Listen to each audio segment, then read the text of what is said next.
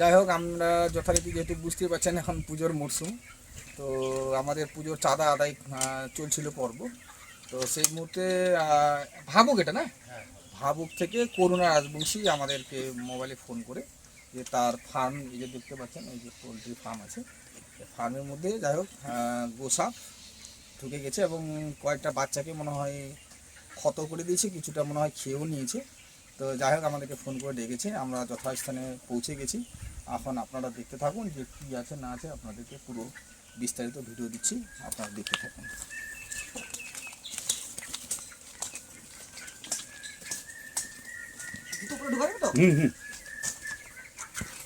জুতো খুলে বেরোতে পারবেন নাকি?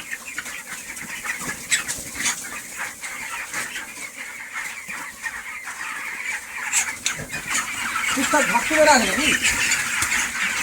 ওই যে সামনে গাড়িটা হয় নাস্তা।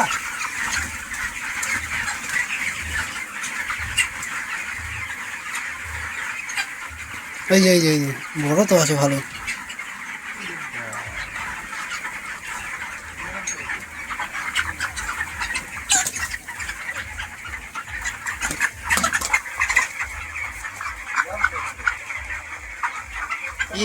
খলস পাল্টাচ্ছে।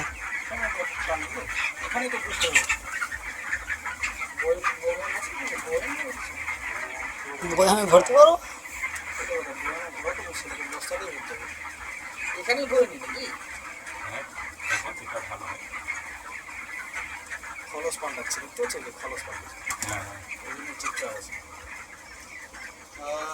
যাই হোক আপনারা দেখুন, এটা গোসা এবং একটা সময় এই সময় থাকে যা যখন এরা খলস পাল্টায়, আর সেই সময় এদের শরীরের মধ্যে প্রচণ্ড একটা ব্যথা অনুভূত হয়, যার জন্য দেখবেন শরীরটা খুব নড়াচড়াটা খুব কম হয়। ঠিক আছে, তো যাই হোক পেটের জ্বালা তো আর মানছে না, পেটের জ্বালার জন্য ওকে খাওয়ার সন্ধানে চলে এসেছি। যাই হোক, তো যাই হোক আমরা একটা যথাস্থানে ঠিক পৌঁছে দেবো সঠিক জায়গায়। হ্যাঁ, আর এর একটা জিনিস আছে যে যখন বাইট করে তখন কিন্তু ক্ষতস্থানে বিভিন্ন বিষাক্ত ধরনের কিছু জিনিস থাকে, যেটার জন্য আপনার কিন্তু ক্ষতস্থানটা আরও বড় হয়ে যেতে পারে। সেই জন্য এটা বাইট করলে দেখছেন এই শোঁ শোঁ করছে, একটা বিশাল শব্দ কিন্তু। যাই হোক, ওটা ভীতি প্রদর্শনের জন্য করে মানুষকে, আর স্বাভাবিকভাবে সবাই নিজেকে বাঁচার চেষ্টাটা করি। তো বিষয় হচ্ছে ওর যে ক্ষতস্থানটা যেখানে আছে, আমাদের প্রাথমিক যেটা এড হবে সেটা হচ্ছে ক্ষতস্থানে আমাকে কি করতে হবে, সাবান দিয়ে বা ডেটল দিয়ে পরিষ্কার করে নিতে হবে, এটা ফার্স্ট এড। তারপর আমাকে কি করতে হবে, একটা টিটেনাস ইঞ্জেকশন নিতে হবে, যদিও এটা নন ভ্যানামাস, কিন্তু যে বললাম ওর যেহেতু দাঁতের মধ্যে বিভিন্ন বিষাক্ত ধরনের কিছু থাকে সেই জন্য নিতে হয়। আর বাকি আমাদের যেটা বলেছিলাম আগেও, আমার ভিডিওগুলোতে দেখে থাকবেন যে 4 ধরনের সাপ আমাদের মধ্যে হচ্ছে শুধু ভ্যানামাস, বাকি বেশিরভাগ সাপই হচ্ছে নন ভ্যানামাস। ঠিক আছে, তো এই 4 ধরনের সাপ যদি আপনারা বিশদে জানতে চান আমার ভিডিওতে পেয়ে যাবেন। হ্যাঁ, আর অযথা সাপ নিয়ে আতঙ্কিত হবেন না, ভয় পাবেন না, কেননা সাপেদেরকে বাঁচাতে হবে, তবে আমরা বাঁচবো, কারণ এর মানে ইনডাইরেক্ট একটা প্রভাব আমাদের কাছে রয়েছে, সেই বিষয়ে আমি বিশদে বলেছি। আর একটা কথা যেটা আমরা কি করি, সাপে কাটলে ফার্স্ট যেটা আমরা ভুল করে থাকি সেটা হচ্ছে আমরা ওঝার বাড়ি ঘুরে যাওয়া। এই ভুলটা কিন্তু কোনো মতেই করা যায়। এই বিষয়ে যথেষ্ট আপনাদের ওয়াকিবহাল থাকতে হবে, কারণ সাপ ওঝার বাড়ি যাচ্ছেন মানে আপনি আপনার মৃত্যু ডেকে নিয়ে আসছেন। কারণ বিষাক্ত সাপের একটাই ওষুধ হচ্ছে কি জানেন, সেটা হচ্ছে অ্যান্টিভেনাম, যেটা হাসপাতালে পাওয়া যায়।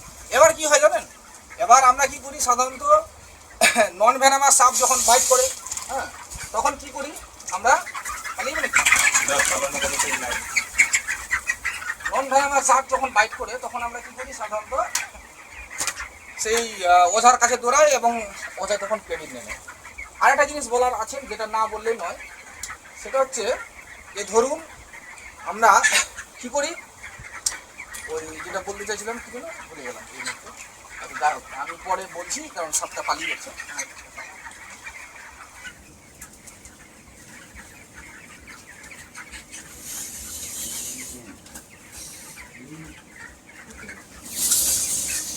আমাদের হাতে লাগাতে দিচ্ছে না।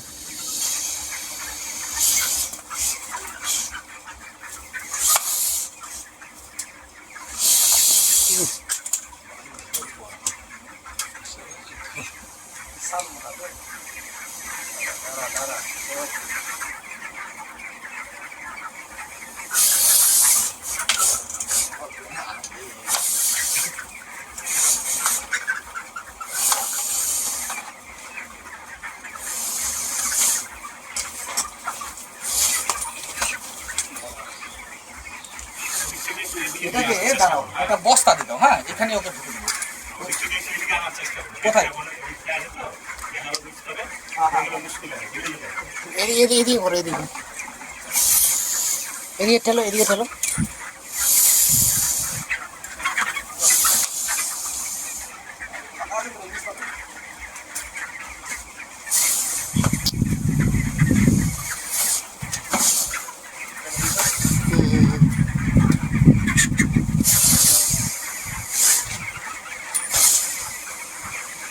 আর বস্তাটা ভালো আমি বলছিলাম তাহলে তুমি কথা পারবা কথা দিতে আমরা বলবো আচ্ছা যখন করে থাকবে তখন তুমি বলতে হবে।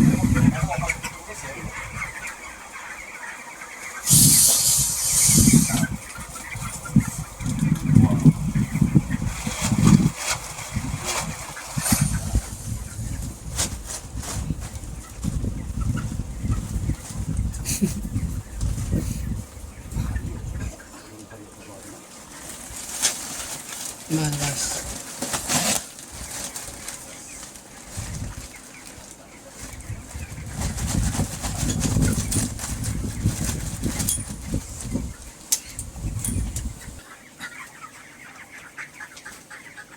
আচ্ছা আমি আরেকটা জিনিস যেটা বলতে চাইছিলাম, সেই মুহূর্তে যেহেতু সাপটা পালিয়ে যাচ্ছিল, তো বিষয় হচ্ছে যেটা আমরা সাপে কাটলে আমরা যেটা করি সাধারণত, যে সাপে কাটলে আমরা সেই জায়গাটায় প্রচণ্ডভাবে বেঁধে দিই।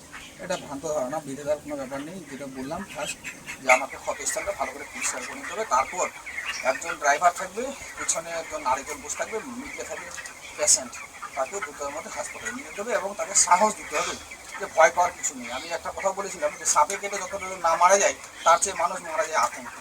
তো যাই হোক, আমি করোনা জমিসিতে আজকের ডেটে যে সাপটা এখানে কি দেখলো এবং কোথা থেকে কী আসলো সেই বিস্তারিত বলতে বলবো।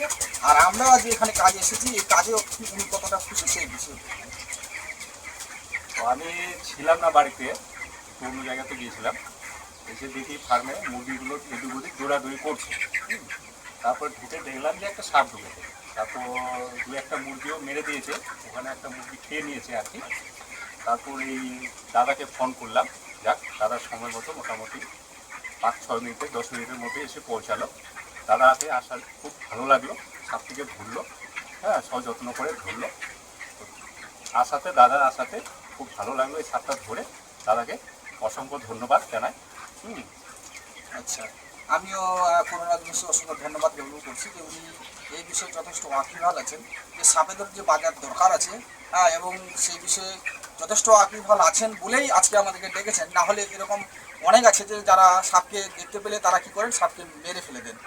যাই হোক, এটা কখনোই ভুল করে করবেন না, কারণ সাপের বাঁচার জন্য তাদেরও আইন আছে, তাদেরকে বাঁচানো দরকার, সেই বিষয়ে অবহিত হতে হবে।